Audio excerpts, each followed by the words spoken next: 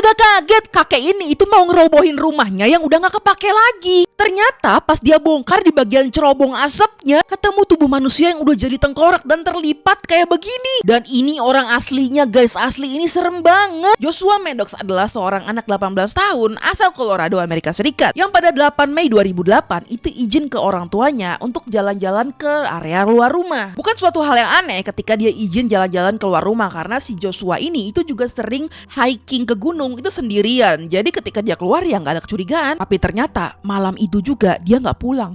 1 hari, 2 hari kemudian juga nggak pulang. Akhirnya di hari kelima orang tuanya memutuskan untuk melaporkannya ke kepolisian sebagai orang hilang. Orang-orang rumah, tetangga, polisi itu dikerahkan untuk mencari si Joshua ini kemana di sekitaran rumahnya dulu. Tapi ternyata nggak ditemuin guys. Berhari-hari, berbulan-bulan itu bener-bener gak ada jejaknya. Sampai akhirnya 7 tahun kemudian di tahun 2015 ada seorang kakek-kakek yang memiliki sebuah bangunan tua, bisa disebut juga dengan cabin kayak begini. Kakek ini bernama Chuck Murphy. Dia memutuskan untuk menghancurkan si cabin tuanya ini dan nantinya akan membangun bangunan baru di atasnya. Sebenarnya cabin itu pernah diisi sama saudaranya di tahun 2005, tapi sudah ditinggali dan akhirnya terbengkalai, ini gak ada yang ngurus. Akhirnya terlalu bau, terlalu kotor, dihancurin aja deh. Dipanggil lah petugas penghancur nih, pelan-pelan dihancurin. Dan pas lagi dihancurin di bagian cerobong asap, kaget dong karena mereka menemukan tengkorak manusia, tulang belulangnya dari atas kepala sampai kaki dengan posisi kayak ngejepit kayak begini nih. Polisi dikerahkan dan akhirnya dari tulang dan gigi itu diketahui bahwa ini adalah positif dari Joshua Maddox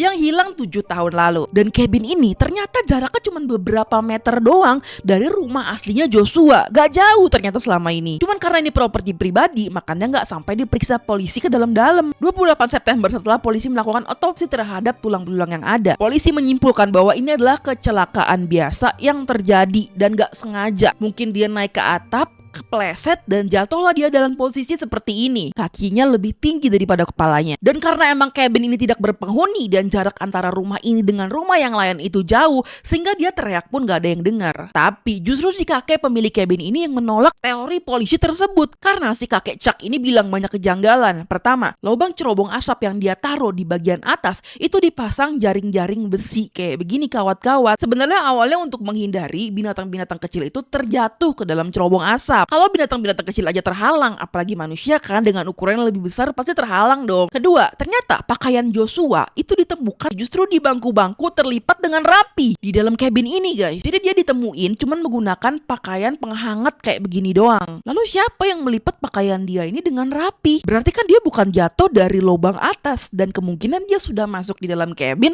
lewat pintu atau tempat lainnya. Apakah dia sendirian atau justru ada orang lain yang ternyata memposisikan tubuh dia di dalam cerobong asap? Sampai sekarang hal ini masih menjadi misteri dan polisi tetap menetapkan kalau ini cuma kecelakaan yang tidak disengaja.